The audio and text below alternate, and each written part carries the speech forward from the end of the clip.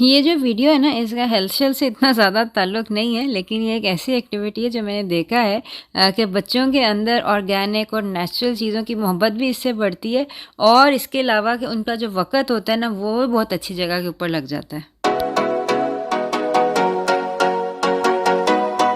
अस्सलाम वालेकुम वरहमतुल्लाहि वबरकातुहू। हीलिंग हिजामा क्लिनिक से मैं डॉक्टर असम महमूद हूँ और ये जो हमारा एक्सपेरिमेंट है ना, इसके लिए हमें चाहिए कुछ बीज।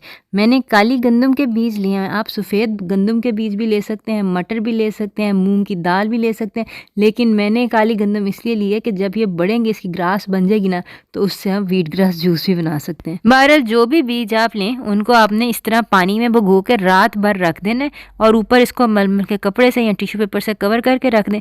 दूसरे दिन सुबह आपने ये करना है कि ये लेने ऑर्बीज बॉल्स, ठीक है, रंग बिरंगे होते हैं, आप किसी भी रंग के ले सकते हैं, रंग बिरंगे भी ले सकते हैं। 1 टेबल स्पून मैंने ये ले लिए और इसको अपने ट्रांसपेरेंट बर्तन जो है ना, उसके अंदर डाल दें और इनको भी आप पानी के साथ सोक कर दें, ठीक है। अब ये जो है ना, इनको 2-3 घंटे लगेंगे और ये फूल के साइज में 5 गुना ज़्यादा बढ़ जाएंगे। अब आप अपनी गंदम या जो भी बीज आपने भिगोए हुए हैं, उनको खोल के देखेंगे ना, तो आप देखेंगे ऊपर छोटा छोटा वाइट जो है ना पार्ट, वो निकल आया, जर्मिनेशन होनी स्टार्ट हो चुकी हुई है।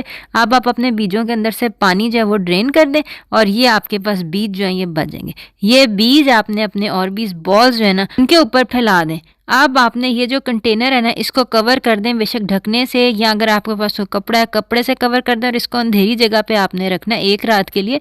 दूसरी रात जब आप खोलेंगे ना, तो आप देखेंगे थोड़ी सी जर्मिनेशन और ज़्यादा हो चुकी हुई है, ठीक है। अब इस तरह आपने 2 दिन अंधेरे कमरे में रखना है और तीसरे दिन आप इसको आप बाहर खिड़की के सामने या बाहर धूप के अंदर किसी भी विंडो सिल में रख सकते हैं। और मुझे पता है आप कहेंगे ये ऑर्बिस बॉल्स ये प्लास्टिक होते हैं, सेहत के लिए मुफीद नहीं होते हैं, मैं मानती हूँ, लेकिन कि बच्चों को अगर आपने कोई फन एक्टिविटी देनी है तो उनके लिए ऐसे रंग बिरंगे आप ऑर्बिस बॉल्स रखेंगे ना, तो वो ज़्यादा खुशी खुशी इस एक्टिविटी को देखेंगे। मैंने देखे 2 में बनाए हैं, एक में डिफरेंट लेयर्स ऑफ ऑर्बिस बॉल्स रखी हैं और ऑर्बिस बॉल्स का फ़ायदा ये है कि ना इनको पानी नहीं देना पड़ता।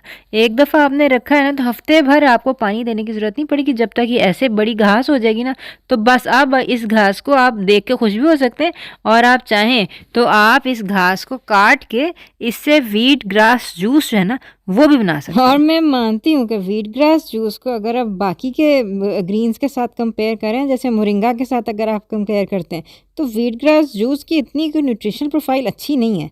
लेकिन यह है कि इस तरह अगर आपने बच्चों के साथ मिल के रंग बिरंगे ऑर्बिस बॉल्स के ऊपर व्हीट ग्रास उगाई और फिर रोज़ाना उसको देखा कि उग रही है उग रही उग रही है, फिर एक दिन आपने इस तरह कैंची से जो ग्रास है वो काट के बेशक पानी के अंदर मिला के आप व्हीट ग्रास जूस बना लें या बेशक जूस के अंदर मिला लें, लेकिन यह है कि ये बच्चे आपके बहुत शौक से पी लेंगे व्हीट ग्रास जूस और एक दिन मोरिंगा का जूस भी इसी शौक से पिएंगे जिस तरह वो व्हीट ग्रास जूस पीते हैं, क्योंकि अपने हाथ से उगाई हुई चीज़ का और पकाई हुई चीज़ का मज़ा ही और होता है।